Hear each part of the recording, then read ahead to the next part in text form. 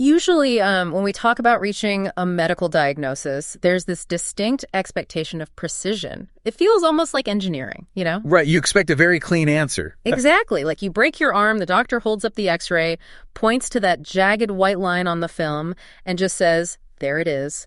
That is the problem. It's binary. It's either broken or it's not. Yeah, and it's deeply comforting to the human mind to have that. We crave things that can be categorized and just neatly put into boxes. Sick or healthy, good or evil. We really do.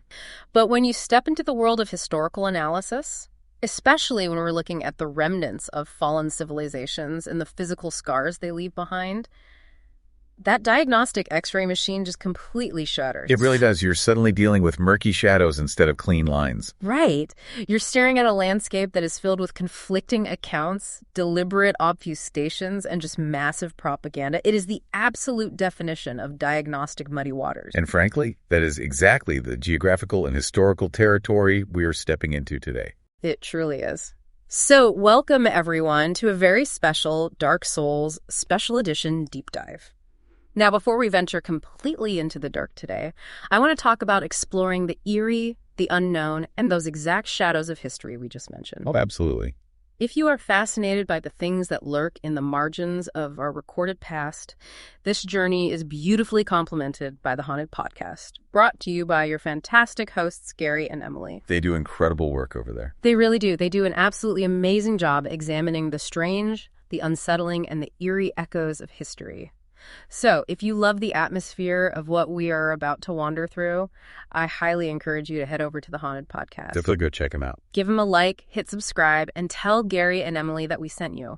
It is the perfect companion for anyone who loves pulling back the curtain on the unknown. It sets the perfect mood for the kind of rigorous excavation we're about to undertake here. For sure. Okay, so let's unpack this mission for today. We are embarking on a deep archaeological and sociological study of one of the most tragic and misunderstood epochs in recorded history. The fall of Izalith. Yes. We're looking at the ancient underground civilization of Izalith and the terrifying birth of what the historical record calls the Chaos Flame. And we really need to set a baseline here for this. We are approaching this as a serious historical and sociological inquiry. We have to look far past the simplistic, childish myths of noble heroes vanquishing evil monsters. Right, those are essentially bedtime stories. Exactly. Today, the mission is to examine the architectural ruins, the physical artifacts that survive, and the surviving folklore to really understand the tragic royal family of Izalith. And the biological horror that followed. Yes, the horrific biological mutations and a massive systemic propaganda campaign engineered by ancient gods to basically suppress the very nature of humanity. It is a lot to cover. I want to start by grounding us in the physical reality of this place because the geography alone dictates so much of the culture here. It really does. When we say Izalith, we are not talking about a sprawling kingdom on a sunlit plain. This was a metropolis built entirely underground. Deep, deep underground. Mm-hmm. We are talking about a subterranean cavern so massive it had its own internal atmosphere. Wow. Izalith was nestled beneath the roots of these massive ancient arch trees. And the architectural evidence left behind displays a distinct Dravidian architectural style. Okay, so what does that look like for people trying to picture it? Well, for a real-world parallel, visualize the temple complexes of Angkor Wat in Cambodia. Oh, wow. Okay, so we are talking about towering, incredibly intricate stone structures, layered terraces, bell-shaped domes. Exactly, a design that feels deeply, fundamentally intertwined with nature. It's an organic, almost overwhelming complexity. It's a place where different cultures met. Imagine finding a sprawling, ornate metropolis like ancient Rome, but it's buried miles underground, surrounded by an ocean of molten rock. It's just wild. And we have to contrast that organic complexity with the ruling power structure of the time. Think about the gods of this world. Right, Gwyn and his pantheon. Yes, they valued pristine, rigid order. Their capital, Anorlundo, was built with perfectly straight lines, gleaming white marble, and constant, unyielding sunlight. So to a god like Gwyn, a sprawling, root-tangled subterranean city like Izalith wouldn't just look different stylistically, it would look ideologically threatening. Precisely. They equated that organic growth with chaos simply because it lacked rigid, pristine order. Which brings us to the historical catalyst for the whole disaster. The reigning monarch, The Witch of Izalith. Right, she possessed a powerful soul from the dawn of this world's history. But the world's primary source of power, the first flame, was beginning to fade. So she tried to duplicate it, using her own soul. She did. She attempted something entirely unprecedented. Here's where it gets really interesting to me, though. Was this merely a scientific experiment gone wrong? Or was it an act of political defiance? That is the big question. I mean, by trying to create her own flame, was she rebelling against the rigid hierarchy of the current gods? Building a replacement sun in your basement sounds like, well, a desperate monarch playing with matches. We have to analyze it through the lens of transgression. Whether it was hubris or desperation, it was the ultimate defiance, and the result was a catastrophic failure or a horrific success, depending on your perspective. Because she didn't create a tame, orderly duplicate of the fire. No, she created the flame of chaos. The witch was utterly consumed at the epicenter.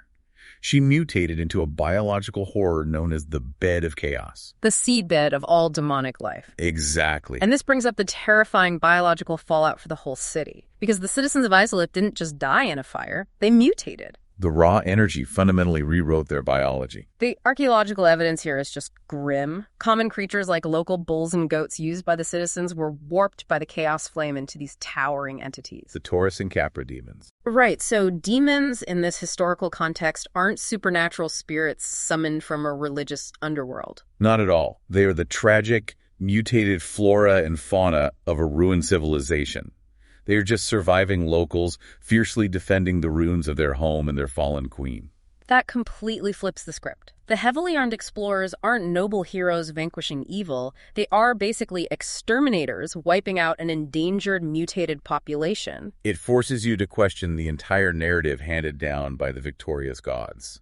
So let's track the surviving members of the Izalith royal family in the wake of this. 2 of the daughters managed to flee the lava-flooded ruins. But they had to flee upward into a subterranean cavern called Blighttown. Right. And Blighttown is basically a toxic, pestilence-filled shantytown clinging to the walls of a massive poisonous swamp. It is a sociological nightmare. The native population there was suffering from a horrific biological affliction called blight pus. A parasitic disease just rotting them from the inside out. Yes. And one of the sisters, now known only as the Fair Lady, couldn't ignore their suffering. Against the explicit orders of her sister Quelaag, she chose to consume the toxic blight pus to cure the natives. She weaponized her own divine physiology to draw the sickness out of them and into herself, which is an incredible act of empathy, but the physical toll was devastating. It ruined her. She became desperately ill, partially mutated into a spider-like creature, and was rendered blind and in constant agony. But she cured them. And what's fascinating here is how this act birthed a localized religion. The Chaos Servant. Yeah, she was made a firekeeper to anchor her life force, and the cured natives dedicated their lives to her. Which brings in the bizarre historical figure of Kirk, Knight of Thorns. Kirk is widely misunderstood. Right, if you read surface-level history, he's just a notorious invader. He wears armor covered in deadly barbs and just murders people. But we have to recontextualize him using the archaeological evidence. His armor is eventually found discarded in the domain of the Fair Lady. He wasn't a senseless murderer. He was a desperate disciple. Exactly. He was harvesting a physical resource called humanity from other travelers because feeding this substance to the Fair Lady was the only thing that could alleviate her terrible pain. I always compare Kirk to a desperate family member robbing pharmacies to get medicine for a terminally ill loved one. That is a very apt analogy. Every time he rolled or fought, those spikes on his armor were digging into his own flesh. He was practically torturing himself to gather medicine for her. It really asks you to question those historical labels of good and evil. It absolutely does. But the tragedy of this family doesn't end in the swamps. If we go deeper into the ruins of Izalith, we find the most tragic figure of all, the sole male heir. Ceaseless discharge. Yeah. We have to look at his biological affliction, which actually predates the cataclysm. He was born with terrible congenital sores. Right. And living in a subterranean city near magma flows, those sores were constantly inflamed by the lava of his environment. He was just a sick kid in constant torment. So what does this mean for our historical understanding? It humanizes a creature later recorded as just a monster. His sisters, out of pity, enchanted an artifact called the Orange Charred Ring to soothe his pain and protect him from the lava. But the texts describe him tragically as a fool, implying he was clumsy. He dropped the ring. And that historical mishap proves the chaotic physics of this world. From the spot where the enchanted artifact fell into the lava, a horrific monstrosity called the Centipede Demon was born. The Chaos Flame literally mutates magical artifacts. That is staggering. It left the boy unprotected right before the main cataclysm hit. And when explorers finally find him centuries later, what is his current state? He is a massive, many-limbed, molten giant, endlessly weeping tears of actual lava. He is standing vigil over an altar, holding the gold-hemmed black robes of his mother or sister. He is completely passive. That is the craziest part. He's just mourning in the dark. He only attacks if the explorer desecrates the altar by stealing the robes, or if they attack him first. It points out the horrific morality of the historical heroes. Are the so-called chosen undead actually heroes, or are they grave robbers murdering a grieving son? If we connect this to the bigger picture, it really forces us to re-examine the violence of historical exploration. We're looking at a broken family defending their graveyard from violent outsiders. It is incredibly sobering. Okay, I want to pivot now. Let's talk about the physics of humanity itself, because this unveils the gods' great lie. Yes, the physiological and scientific reality of humanity in this world is crucial. It is not an abstract philosophical concept like it is for us. Right, archaeological finds show it as a physical, dark, heavy sprite. You can physically hold it. Unpacking the lore shows that spells born of this darkness abyss sorceries have literal physical weight. They don't just burn. They cause blunt force trauma. Humanity is heavy. It is the physical manifestation of the dark soul, which totally changes how we view the dark sign. Historians long believed the dark sign was a natural curse that appeared as the world's fire faded, turning people into undead. But what does the evidence actually say? The sociological texts reveal a massive twist. The dark sign isn't natural. It is a literal ring of fire branded onto humanity by the ancient ruling gods like Gwyn. Because they were terrified. Absolutely terrified. The gods fear the heavy, physical, uncontainable nature of the dark soul accumulating in humans.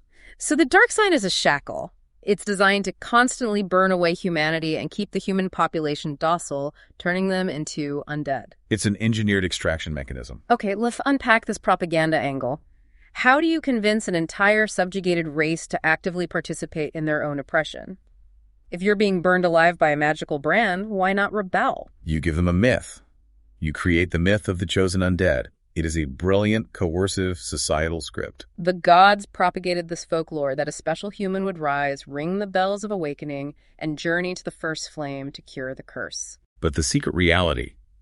The texts show that the so-called cure requires the human to burn themselves alive as kindling.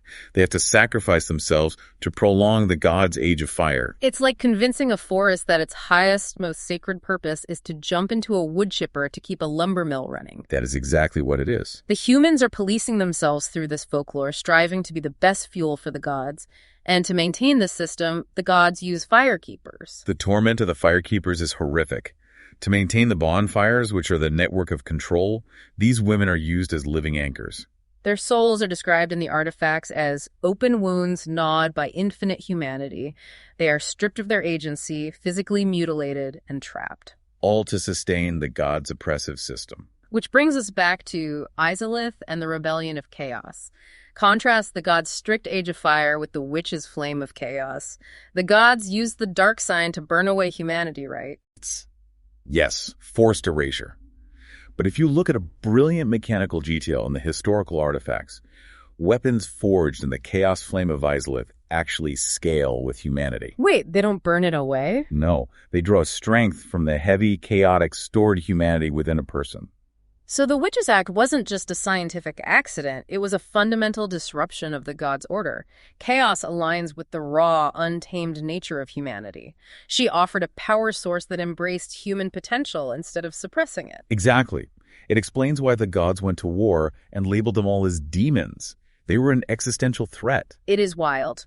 But to bring this narrative back to the personal level, we have to look at the tragic end of pilgrims who wandered into these ruins, like Siegmeyer of Catarina and Solaire of Astora. Yes, Siegmeyer was a proud explorer, but the constant need to be saved by the chosen undead stripped him of his identity and pride, eventually causing his mind to completely hollow out. A tragedy of indignity. But Solaire's story is arguably worse because he was a deeply faithful man who willingly became undead. He bought into the propaganda entirely. He journeyed to seek his own son. We trace his descent deep into the subterranean lava flows of Izalith. A man looking for the sun, descending miles underground. It's geographically and psychologically ironic. He was losing his faith, desperate for a sign. And in the dark ruins, he finds a parasite known as the sunlight maggot. It emits a blinding light in the dark. He is so desperate and driven mad by the oppressive underground that he places the parasite directly on his head. He believes he has finally found his sun, only to be completely consumed and hijacked by the parasite. It's devastating. A beautiful, faithful mind, broken by a world that weaponizes hope. It is the ultimate tragic culmination of the gods' propaganda. It really is. Man, we have covered so much ground today. To summarize the emotional weight of this deep dive, we started out looking at monsters in a ruined city. But we found a grieving son, a self-sacrificing sister, a tyrannical pantheon of gods, and a propaganda machine fueled by the literal souls of humanity. It's an incredible amount of heavy history to process. And again, I want to remind you listening, please check out the Haunted Podcast with Gary and Emily for more incredible explorations of the unknown. If I can offer a final synthesis here. History is written by the victors, but the truth is usually found in the ashes left behind. I love that. And I want to leave you, the listener, with a final provocative thought based on that. We've talked extensively about how the gods manipulated humanity into burning themselves to preserve a dying world. Right. But consider the ashes that are left over from all that burning. If you burn something long enough, the fire inevitably dies, leaving only a cold, dark canvas of ash. So what if the grandest act of rebellion isn't trying to relight a corrupt fire? That is a great question. What if the bravest thing is finally allowing it to go out so that someone new can use those ashes to paint an entirely different world? Think about that. Thank you so much for joining us on this deep dive, and always question the myths you are told in your own lives. See you next time.